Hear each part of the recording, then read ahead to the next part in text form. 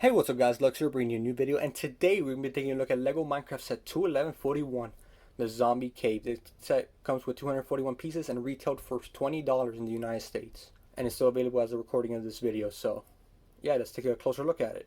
Now this set has been out for a while. It's a bit of an older one, but obviously it's on the shelves. I feel like it's going to retire soon, so I decided to pick this up right away and truly take a look at how it might differ from other Minecraft sets or typical ones that people might associate LEGO Minecraft to. So anyways, let's get started.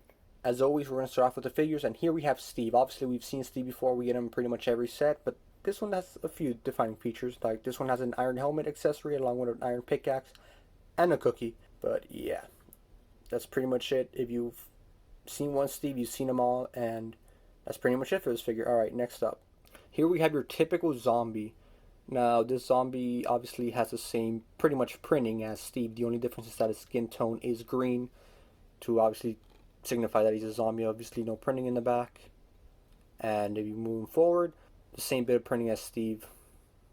Zombies are always good to get, especially in like huge hordes, because that's how they spawn sometimes. So it's never bad to get multiples of these, and this one includes one more, so I can't really complain about that, especially with the set called the Zombie Cave. So yeah, that works out pretty good. Alright, moving on. Next up here we actually have the exclusive figure for this set, which is the baby zombie. And this one, in the way of printing, doesn't have too much either. If you go all around back, he's all blue, but you can obviously see a bit of printing on his neck right there, whereas Steve and adult zombie would have the printing as well on the shirt. So at least they got that in there. And obviously we have a specialized head for the baby body as well. It's smaller than your typical head. But yeah, it's pretty nice to finally get a baby zombie in this, considering they're a pretty big part of the game now, especially because they're probably one of the most annoying mobs now. Yeah, I can't complain about that. That was the baby zombie. And the last creature or figure included in this set is actually the bat. Now, this bat actually comes in not too many sets, honestly. It does come in various underground sets or cave sets. They come in their fair share of sets, so I'm glad to finally get one because this is the first one I've received. So I'm not complaining here. And this bat actually can be posed in two positions because it's built up with actual Lego pieces. So, and here we have him in his resting position. Obviously, he would be upside down at this point, but if you find a bat resting, they don't have their wings out. They have them tucked into their bodies or surrounding them. So, yeah, it's a pretty neat and smart way to use this piece, or those pieces in particular. And while you can obviously see this, it does have printing in a 1x1 little tile piece there. Obviously, so you guys are aware that it is indeed a bat. But yeah, that's pretty much it for the figures. Now, moving on to the build. Alright, well, here we have it. I just moved the figures where they won't really be much of a bother when I'm showing this off. Let's get started. Obviously, let's start with the front. We're going to start off with the grassy area. Now here, this isn't very detailed or unique. As you can tell, it's just your typical, Minecraft blocks or just green plates in Lego form.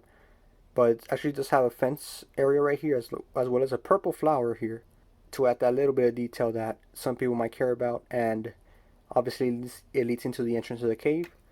Now, if we move on to the right here, there's actually a bit more to look at. As you can see here, right next to the zombie, there is a redstone ore, which is pretty odd, because this looks like an above-ground cave. And, redstone typically doesn't spawn that high, but I'm not complaining. It's a pretty good inclusion. Above the redstone, you actually see a ladder as well that leads up to the top of the surface, which I'll get into that in a bit. We see a torch planted on the wall. Obviously, it's connected by a little clip there to obviously give that indication, right next to the baby zombie. If we move on to the backside, here we actually get a much closer look at what the cave has to hold for us. Now here we can actually see a little lava stream, and we actually see the bat hanging upside down like I mentioned previously. Now this is possible because this block was actually built upside down. That way it can hold a plate with a stud poking out. That way you can actually have the bat hanging upside down, as you would typically find bats in cave areas. Not to mention behind the lava stream we can see a bit of gold ore. We can see a bit of coal right under the furnace in the top left. And concealed in all this stone here actually is a diamond ore as well. Obviously the inclusion of many of these ores are pretty off-putting because, they don't typically spawn this high, but I'll give a pass considering, hey, I could always use more ores to scatter around a Minecraft world build that I would want to do, so I'm not complaining there, and I can always move them around or just get rid of them if I really cared that much about accuracy. Which is about the lever that has a TNT right behind it, so everyone knows that with any Minecraft set and TNT, it obviously means big boom, or in this case a lot of pieces going flying. So what you do is actually just press down on this, and eventually the TNT and the build that was on the TNT goes flying off. So yeah, it's a very simple little play feature, obviously there for those that might want it. But on this side, we can also see a little water source with some sugarcane growing out of it, so that's a pretty neat inclusion as well. Last but not least, we're going to be taking a look at the top of the cave and what that has to contain. Obviously, on the left side, you can see a bit of a stair structure leading up to the surface area, but obviously you can just take the ladder to get out of the cave, and that's probably an easier route. Up here, you can actually see a bit more of the green plates and jumper plates being used, as well as another flower, a furnace, all the way to the right side, and obviously these blocks, which are a little loose, obviously for a reason, because this is actually another play feature. Because if we look at the back, you can actually see a little lever with a sphere on it, and if you actually just pull back on it, it sends all the gravel flying down to the lava pool below. A very simplistic play feature, just showing off how physics works in Minecraft. So, I mean, I'm not complaining. Obviously, you can just get rid of these, not even putting them up there if you're worried about them flying off the whole time, and just have it like that. But anyways, guys, that is pretty much it for this whole set. Obviously, it's a very simplistic set, something you would expect out of level Minecraft. Not really anything to stand out if you actually look at this in the shelf, but it's a pretty neat one to add to a collection. Just pretty much more pieces and a bit more ores slash the baby zombie to add to your collection. The Steve, the zombie, the bat, even, you can probably get it from other sets if you really care about the figures.